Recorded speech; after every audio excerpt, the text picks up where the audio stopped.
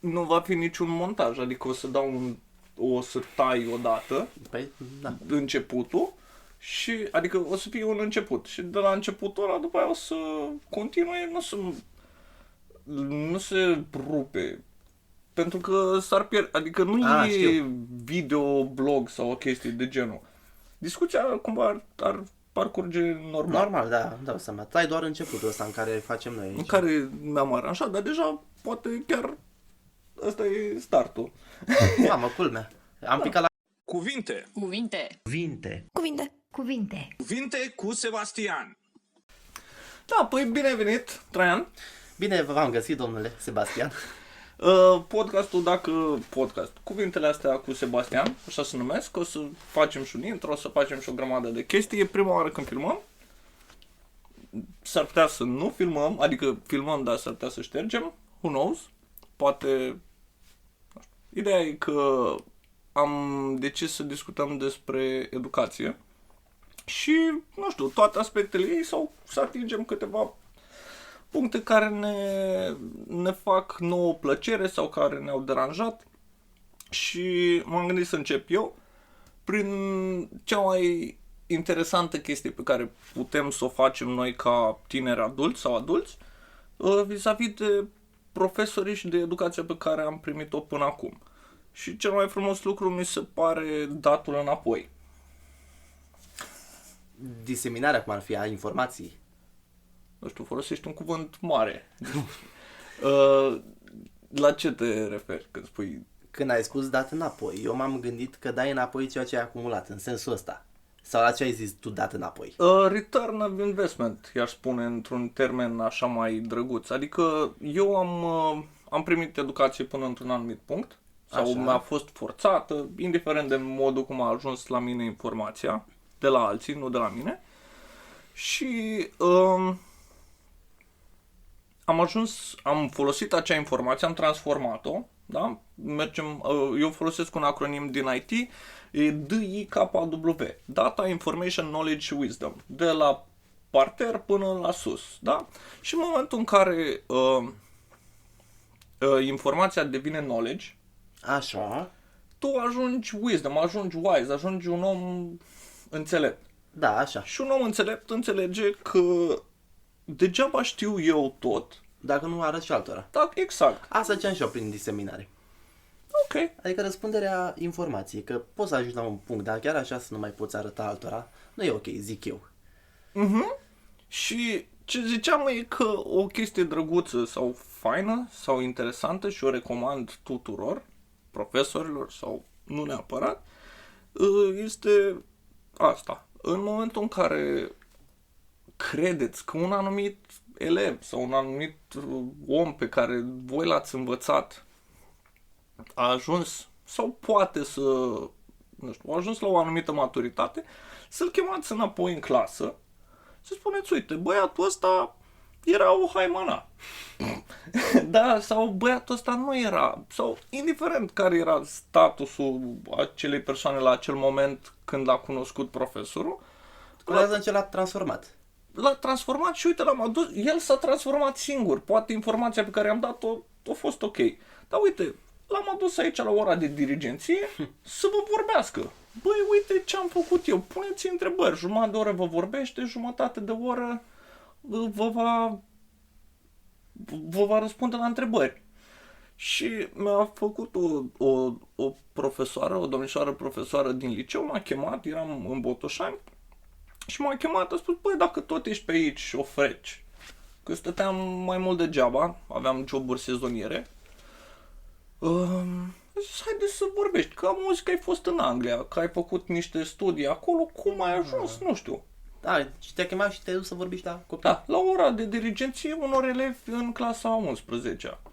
Și mi s-a părut foarte interesant pentru că tu ca individ sau ca grup nu prea ai acces, cu toate că e plin internetul, vezi reviste, ziare, vezi peste tot, nu poți să pui întrebări unei cărți Da. sau unui reportaj. Sau pe Google. Îți pui o întrebare și îți răspunde la altceva, de cel mai multe ori. Sau o grămadă de ură, o grămadă de oameni care sunt rău intenționați sau pur și simplu așa sunt ei. Da, Și tu adevărul vă e că întrebați. oricine are nevoie de un mentor într-o anumită parte a vieții, mai ales să-l întrebe un lucru și să știe că primește un răspuns. Testat cum ar veni, Da, exact. că așa pot să copiez din altă parte un răspuns, să-l traduc din franceză și să ți-l dau ție, dar nu e neapărat relevant cu punctul prezent. Da, și cu întrebarea celui ce a întrebat. Exact. Și cu asta voiam să începem că noi ne folosim de cuvinte, dar e foarte important cui le oferim, modul în care le oferim și ar fi frumos să putem să facilităm lucrul ăsta cât mai mult. Tu cum? Ție ce ți-ar fi plăcut sau ce ți-ar plăcea în momentul de față să faci când te întâlnești, de exemplu, cu un profesor? Cu un profesor. Uh-huh. Drept să fiu, mi-ar plăcea să mă dau mare. Ok. Mi-ar plăcea să-i zic ce am făcut, ce realizări am, dacă, mă rog, se pot numi realizări. Eu sper că se pot numi. Și, sincer, aș mai cere sfaturi, pentru că mulți dintre profesorii mei, mai ales din liceu, eu învățând pe Rahova, fiind un liceu, să zicem, mediu. Acolo, diferența între un liceu mediu și unul foarte bun e că profesorii îi văd cumva pe copii chiar ca niște bureți, să spunem, care pot acumula informație. Te referi la profesorii de la alte licee sau de la... Nu, de la liceele astea, mai medii sau spre mici, ca ok. în medie de intrare. Și asta vreau să zic, că profesorii chiar sunt foarte interesați de ceea ce se întâmplă, pentru că copiii de multe ori provin și din familii de astea care nu sunt extraordinar de culte, sunt un pic agramați, sunt un pic analfabeți, adică și eu eram un pic așa. Dar toți suntem în anumite... Adică nu trebuie să ne desconsiderăm. Sunt atâtea domenii în care suntem roboți maxim, nu înțelegem. Da, exact. Mai ales, culmea, la română. Citești un text, dar nu înțelegi. Așa erau colegii mei. Ei bine, profa de română a încercat să ne zică sau să ne facă să înțelegem ceea ce citim, să vorbim corect românește, chiar și în scris ne exprimam ca niște buccii. Dar chiar a reușit. Dacă m-aș întâlni cu profa de română, asta vreau să zic, ea zice că uite ce fac, nu știu ce, dar ea mai cere sfaturi. Mai ales despre ce vorbeam noi mai devreme, cu diseminarea informației. Ok. Fiind un profesor așa de bun, aș întreba-o, cum să fac și eu să îmi fac punctul de vedere și informațiile relevante pentru cei care mă ascultă. Ok. Și asta e un punct foarte interesant, pentru că mulți n-au ajuns sau nu au stat să se cunoască de ajuns de mult și ce fac? Spun, e vina profesorului. Eu dacă nu stau să mă înțeleg pe mine și eu am niște probleme în exprimare, poate, eu o să dau vina automat pe cel de aproape, cel care încearcă să mă ajute. Și asta aș zice că e o problemă generală. De ce? Pentru că nu ajungem să ne cunoaștem pe noi. Și cum am putea să ne cunoaștem pe noi? Cum am putea să ne educăm dacă educația profesorilor nu a ajuns la noi? Noi singuri cum am putea să ne educăm? E cam greu de răspuns la această întrebare, pentru că în primul rând trebuie să fii conștient că trebuie să te autoeduci, știi? Alții pur și simplu stau și trăiesc. Știi? Adică nu-și pun întrebări, dar e bine ce am făcut acolo, sau e bine că scriu nare fără cratimă. Bun, și în momentul în care stai, adică, uite, ce zici tu are sens, pentru mine are sens, dar văd statul ăsta ca o acțiune pe care o fac. Eu aleg să stau. Așa e. Nu doar stau, adică nu nu e obligat de nimeni. Stă că vrea, să spunem, nu? Bun, și statul ăsta nu poate fi considerat similar cu o acțiune repetitivă pe care o faci, gen stai să învârți șuruburi. Ba da, sau stai în pat și te uiți pe Insta. La asta mă gândeam eu. Asta cu statul în pat și uitatul pe Insta e un pic diferit. Dar de ce? Pentru că tu tot îți oferi creierului anumite informații. Da. Când dacă stai și faci o treabă repetitivă, cum făceau călugării Shaolin, se trezeau dimineața și cu o cană de apă stând atârnați de genunchi, desfăceau, ei deveneau conștienți de toate mișcările corpului pe care le făceau. În schimb, acum, doar scrollând și dând text și uitând, tu îi dai creierului niște informații, el o procesează și o uită. Da, nu îți dezvolți abilitatea de a da cu degetul. Da.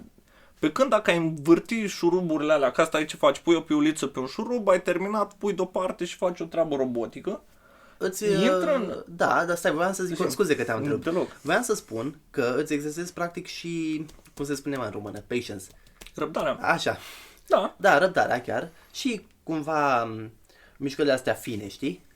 Da, dexteritate și Exact. tot, devii conștient de ele. Pe când dacă stai și doar hrănești creierul cu un anumit tip de informații pe care, nu știu, creierul este un organ foarte drăguț. De ce? Pentru că el o să prefere tot timpul să consume corpul cât mai puțin și el cât mai mult. Deci creierul este cel mai mare consumator de resurse din organism, iar în momentul în care eu îi dau mâncare de pe internet, scrollând tot felul de texte, el o să aleagă tot timpul, adică când o să-l pui să aleagă, băi, să mă duc să fac 5 flotări sau să mai stau 5 minute să dau scroll, el o să aleagă tot timpul pentru el, pentru că e un egoist. Da? El nu e cum ar veni un organ în întreg organismul ăsta. Știu. Da, chiar oamenii sunt predispuși la lene, ăsta e adevărul. Adică mai degrabă îți vine să stai să nu faci nimic decât să alergi un maraton. Și este și în istorie, dar e și dovedit științific. Că da, în exact. istorie e la cu muieți sunt posmagii, de voia... Este o poveste de mai de mult, nu știu dacă știi, era un om foarte, foarte leneș, povestea leneșului, am impresia că e, și stătea el, nu făcea absolut nimic și tot satul a vrut să scape de el. Ah, ba, da, gata.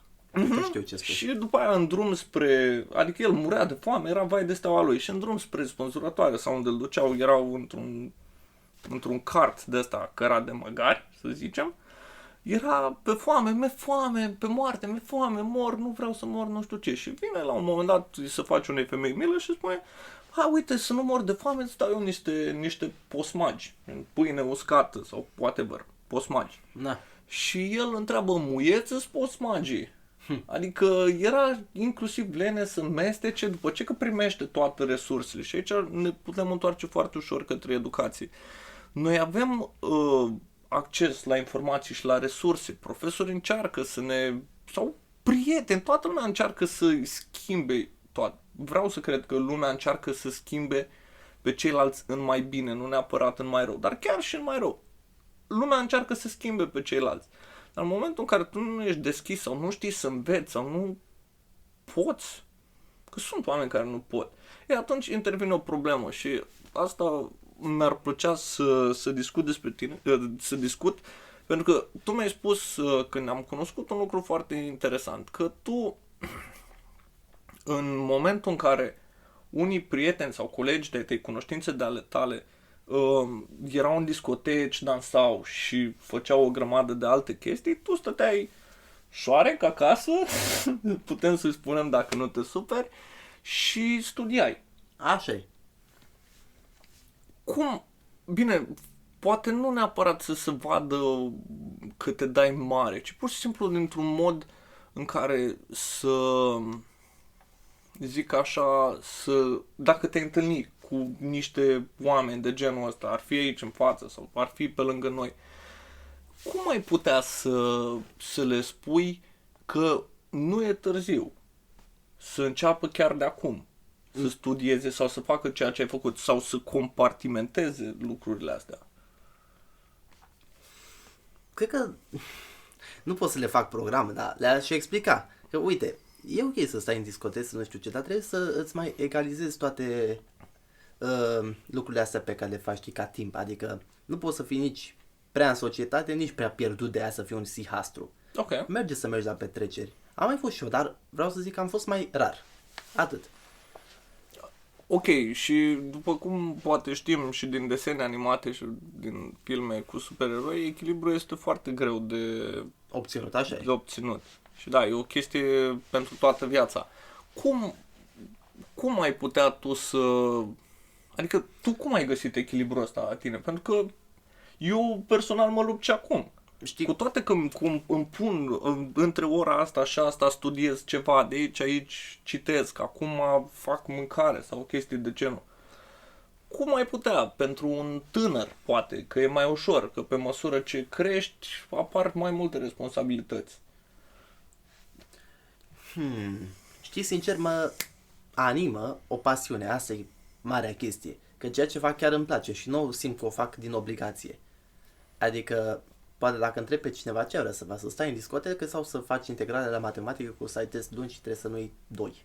Ok. O să zic că, da, un balamut de școală, hai la discotecă, știi?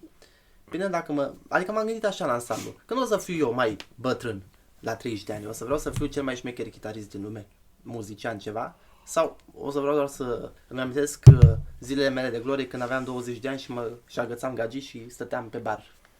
Și o să zic, bă, eu vreau statutul ăsta de chitarist, de muzician, știi? Ok. Fiind pasionat de muzică, da, și Te telespectatori. întrerup puțin, că ai spus că statutul ăsta de agățător,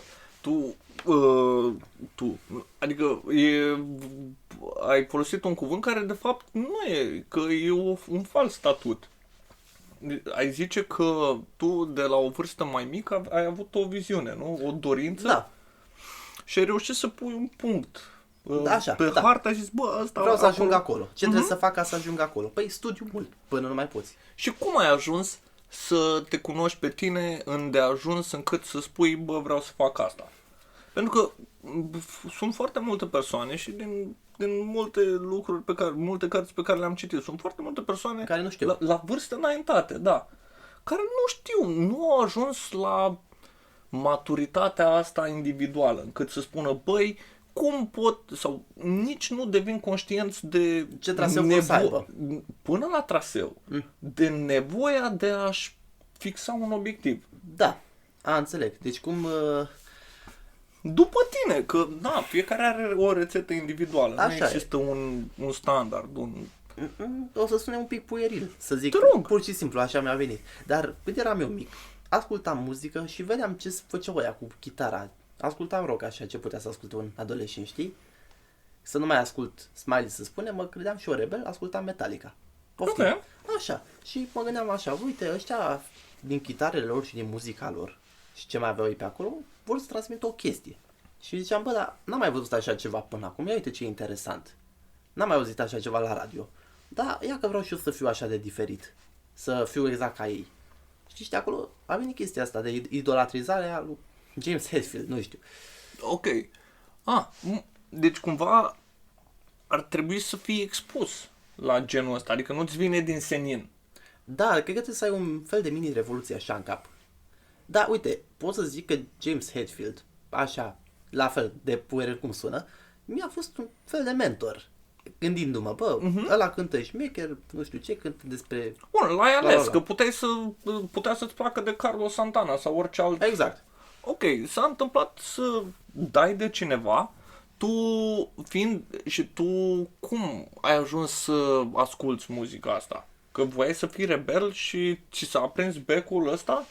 Adică, ce vreau să zic? Uite, în background-ul meu, personal, eu nu am avut acces decât la muzică simfonică. Și sună foarte frumos, dar nu înțelegeam conceptul de muzician individual. Eu vedeam totul ca o armonie, că vedeam muzică de filarmonică, vedeam o grămadă, 10, 20, 30, chiar din ignoranța mea nu știu câți oameni sunt într-un concert de filarmonică. Depinde. Ok. De orchestră, unii sunt mai mulți, unii mai puțini. Și eu vedeam toată chestia asta ca un tot. Eu nu m-am gândit ca individ. Eu când ascultam muzică, ascultam tot. Era Mariah Carey, dar mă gândeam și la formația, și la backing vocal, și la tot. Și eu voiam acel lucru. Și cumva pe mine m-a oprit în a-mi găsi acest, să zic, mentor. Adică eu n-am putut să pun degetul, am zis că aș vrea să ajung în zona aia. Ok. Și cumva, poate, nu zic că e un lucru nasol, nu zic că e un lucru bun, ci e o diferență între modul în care ți-ai tratat tu viitorul. Da, să spune că am văzut chitară, vreau chitară. Iar tu ai zis... Am văzut muzică, vreau muzică. Și cum cumva. ai ajuns să cânti la tobe? Am ales. Cum am ajuns să cânt la tobe? Păi, dintr-o chestie cumva mi-am făcut o ambiție, că tatăl meu a avut un accident cerebral. Și a rămas cu semipareză pe partea dreaptă. Și a fost foarte frustrant când îl vedeam încercând să-și folosească mâna Da, e fucked up. Nu putea să mănânce, nu mai putea să mănânce cu mâna dreaptă, nu puteai să stai tot timpul să-i dai de mâncare. Că eram student la master atunci. Da. Cumva au fost mai multe conjuncturi și am zis, băi, ca să pot să-i arăt lui că poate să mănânce cu mâna stângă și să poată folosi de mâna stângă, trebuie și eu automat să pot să-i explic. Adică eu nu pot să nu pot să propovăduiesc o chestie dacă eu nu pot să o fac. Da, așa e. Și îmi păream fals spunând, hei, poți să mănânci cu mâna stângă, dar eu nu puteam să țin furculița cu mâna stângă. Aha, ok. Și am încercat să mă dezvolt, să mă spăl pe dinți cu periuța folosind mâna stângă, și am zis, băi, care este cel mai bun mod de a învăța lucrul ăsta, de a dezvolta o oarecare independență fizică, Și a face și ceva ce-ți place. a face ceva ce-mi place și a descoperi și altceva, că după aceea am citit pe internet, sunt oarecare studii ce zic că învățatul citirii muzicii, să înveți să citești muzică, e la fel cu învățatul unei limbi străine. Dacă înveți o limbă străină, scade șansa de a dezvolta Alzheimer sau alte boli degenerative. Da. Și am zis că ok, haide să continui pe parcursul ăsta. Puteam să aleg orice alt instrument, dar am spus că pe cât de greu este tatălui meu să își folosească mâna stângă, el folosind 50 de ani mâna dreaptă și picior drept. Un avion. Folosind mâna dreaptă, folosind partea dreaptă a corpului, aș fi fals dacă nu m-aș duce la maximum. Da. Și multă lume a spus că e un instrument, e printre cele mai grele instrumente de cântat. Că, nu știu, necesită foarte multă coordonare. Așa și o grămadă de alte, pe lângă a citi un portativ. Și poate nici n-ai nevoie neapărat de ureche muzicală, ci de ritm. Și mi-a plăcut tot timpul ritmul, mi-au plăcut lucrurile fixe și concrete, 0101 din IT, poate fi transpus foarte bine și aș putea poate să cânt o propoziție în binar bătând-o pe tobe. Și cam așa a început. Am înțeles. Dar uite, asta e chestia, că tot te-ai dus pe ceva care îți place. Deci tot ai avut cumva un obiectiv plăcut, știi? Și că m-ai întrebat mai devreme cum poate să găsească cineva, să spunem, traseul sau să se automotiveze. Asta e chestia, trebuie să faci în primul rând ceva care îți place ție, plăcere personală. Perfect de acord. Și cred că mulți n-au găsit o chestie sau să aibă un principiu. Păi, la tine a fost, să zic, conjunctura că voiai să fii rebel și să spunem și ai ascultat Metallica. Și am uitat să mai adaug ceva. Mai era și sora mea care cânta când era ea, gen tot într-o fază de asta. Ok. Se lăsase, dar aveam deja chitară în casă, știi? Și a fost la îndemână? Da, am găsit-o în colț, gata, hai să cântăm. Așa, una, două. Am vrut în momentul ăla, atunci am pus mâna. Poate dacă voiam și zicea maică mea, hai că ți iau o chitară peste 6 luni, că n-avem bani, s-ar putea să nu mai fi vrut în 6 luni. Ok, deci nu putem să punem asta e o chestie, un struggle al meu a încerca să găsesc o esență pentru a putea să o transmit mai departe și altor persoane care sunt în căutări. Că la mine tatăl meu nu s-a îmbolnăvit când aveam 14 ani și mi-ar fi plăcut și mie acum 20 de ani să pot să pun mâna pe o pereche de bețe și să încep de atunci, pentru că aș fi evoluat. Acum eram la nivel mondial, în 20 de ani. Da, în altă parte. Și aș fi făcut alte lucruri în direcția asta. Tu ai descoperit instrumentul și pasiunea asta sau ai descoperit-o și ai ales, nu? E o alegere conștientă pe care o faci. Da. Ai stat, ai spus, bă, asta vreau să fac și... Da, uite, mă mai jucam și Counter la vârsta aia, să spunem. Ca un copil mic, ce aveam și o calculator, mă jucam ce puteam. Și pur și simplu mă gândeam, bă, dar ce îmi place, mă, să mă joc Counter sau să cânt la chitară? Bă, să cânt la chitară, dar de ce? Nu știu, că îmi place mie așa, pur și simplu. Știi? Și nu m-am gândit că chiar atunci, bă, vreau să fiu... Adică, cum să zic, mă gândeam că vreau să fiu bun, dar nu mă gândeam cumva că e un fel de lifestyle. Chiar să trăiesc din asta, chiar să nu știu ce, știi? Să aprofundez studiile. Că n-aveai probabil informațiile, da, ce cum înseamnă. trăiește un muzician sau care ce trebuie să facă, da. știi? Mă gândeam doar, bă, eu vreau să fiu foarte bun la chitară, că mi se părea că și ăla e și voiam să fiu ca el. Cam asta era ideea. Deci ar fi, un pas ar fi conștientizarea, Da, nu? După care responsabilizarea. Că Da. faci o alegere și îți asumi responsabilitatea vis-a-vis de acea alegere. Și asta cred că este foarte important. Îți iei un timp de câteva secunde, cât durează la tine și să zici ce vreau, să joc Counter-Strike, ce mi-aduce Counter-Strike-ul sau să cânt la chitară și ce mi-aduce. Adică să faci o alegere conștientă. Și automat, în momentul în care îți asumi, mai departe puteai să ajungi cel mai bun jucător de Counter-Strike. așa e, dar nu mi-a plăcut Counter-ul la fel cum îmi place chitara, pur și simplu. Ok. Am amici care joacă League of Legends profesional, gen. Te fac bani, o grămadă Da, și... da. Dar mie, adică am jucat și eu League of Legends când eram mic și era în vogă și după aia m-am lăsat. La fel de repede cum am apucat. Adică jucau toți colegii mei, ca să nu fiu singur așa. Exact, M-am jucat și eu cu ei. să te integrezi, adică Exact. nu-ți spune nimeni să nu o faci. Așa e. Doar că poate nu așa de mult, Da. cu cât ai face altceva. Uite, asta a zice, că să spunem jucatul ăsta de jocuri când eram eu mic era cumva echivalentul a merge în discoteci. O socializare. Da, nu? în sensul de socializare. Că, bine, din League of Legends poate te faci pro player, dar din mers în discoteci nu știu ce te faci. Pro dancer. Mă rog. Poate, dacă ești pasionat de dans, da, ok, unde ai putea să mergi să dansezi? Totuși, la un club de dans, la de-astea, ceva organizat. Ok. Mă rog. Da, că la noi nu sunt ca în filme, battles de astea care se întâmplă spontan în discoteci, astea sunt doar, nu știu, niște dramatizări. Da, exact. În Nu fine. se întâmplă în viața reală chiar așa, încât, tu dansezi mai bine, haide să o câștig pe fata asta prin dans. Poate în cazuri singulare, particulare, s-ar mai întâmpla. Greu de imaginat, da. Plus, cum sunt discotecile, cum erau pline de fum, întuneric, niște lumini bizare și cam asta e. Și barul aglomerație, luminat, adică da. n-aveai ce să faci, că dădeai cap în cap cu altul. Da, asta vreau să zic, îmi plăceau jocurile pentru aspectul social, normal, de pleasure, nu să devin eu cineva. Dar, prin contrast, mi-a plăcut mai mult muzica, cumva.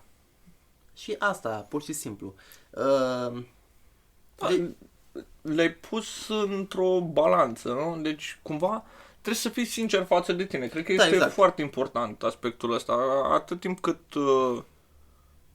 te minți, nu o să Ai ajungi rezultatele- mai departe. Da, Da. nu o să treci de acel platou. Că la un moment dat tu trebuie să alegi. Exact. Și mă gândesc, oare oamenii ăia, adulții și adulții bătrâni, pe la 50-60 de ani, care pe ei cum am putea să-i ajutăm?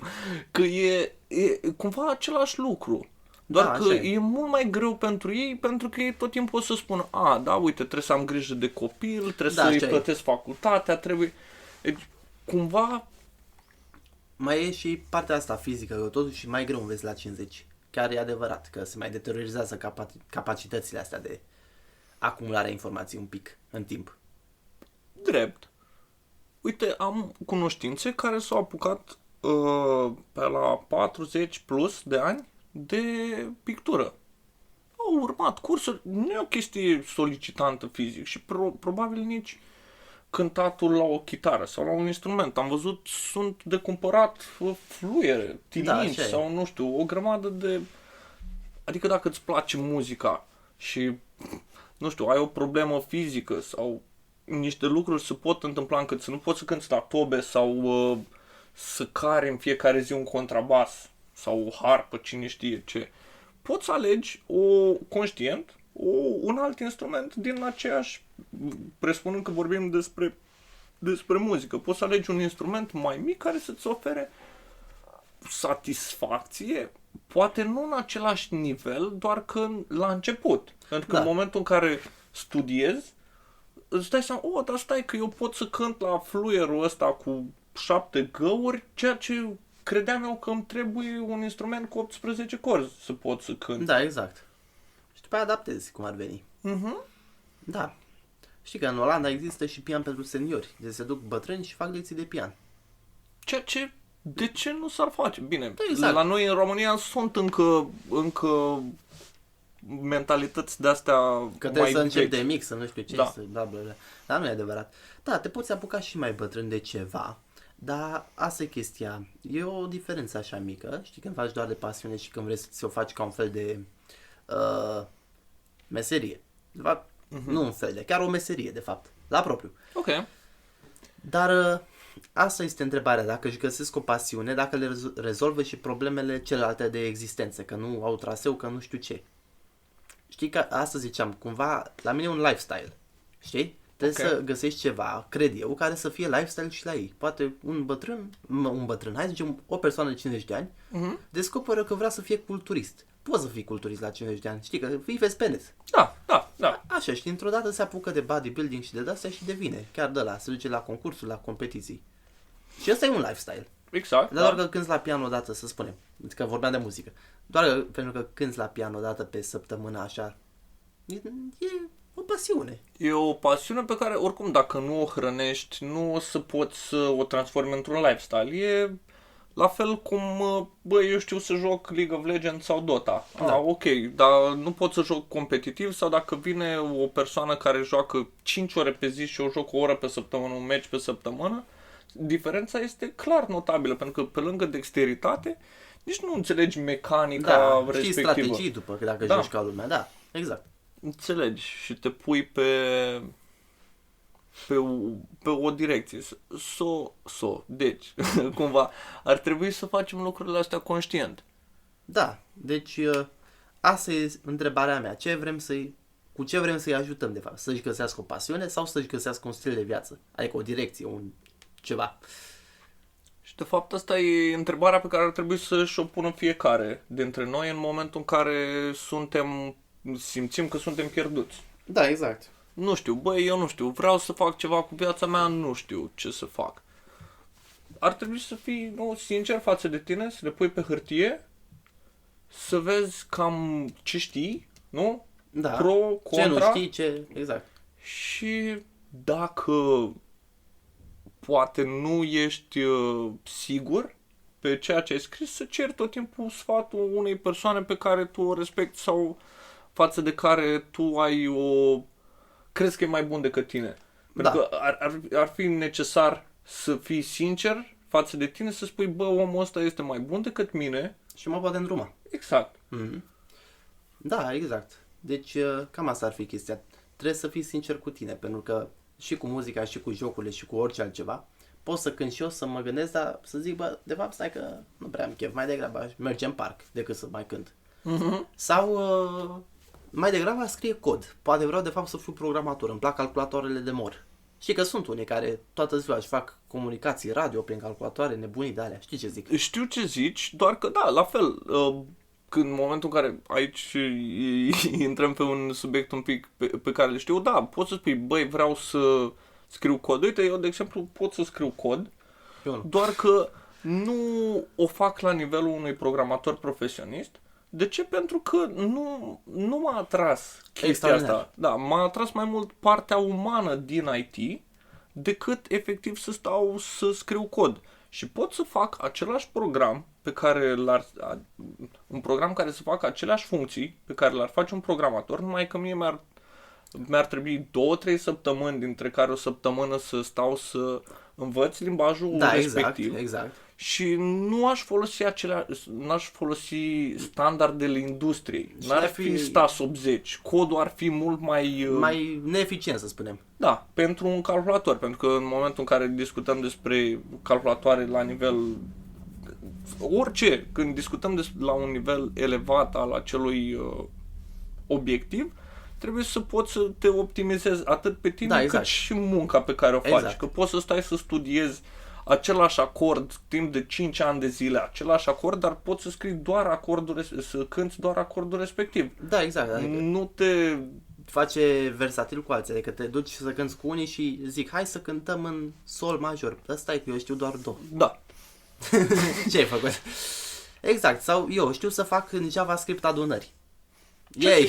Da, nu este suficient ca să zici că ești programator. Da, ar fi o pasiune dacă vrei tu la un moment dat să-ți faci un programel care să facă o anumită funcție. Da, exact. Dar asta nu te Face- ridică, da, nu-ți Nu te face competitiv, să spunem, cu nu-ți alții. deschide nici orizontul. Tu Exact. poți să alegi.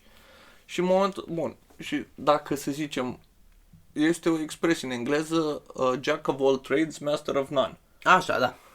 În ideea că tu ai o grămadă de lucruri pe care le știi și poți să le faci. Dar nu ești extraordinar la niciuna, da. Da. Atunci, cum am putea să atingem și punctul ăsta pentru un tânăr, un adult care face, băi, e meșter, el îți repară, îți face tot apartamentul, dar el nu se simte împlinit.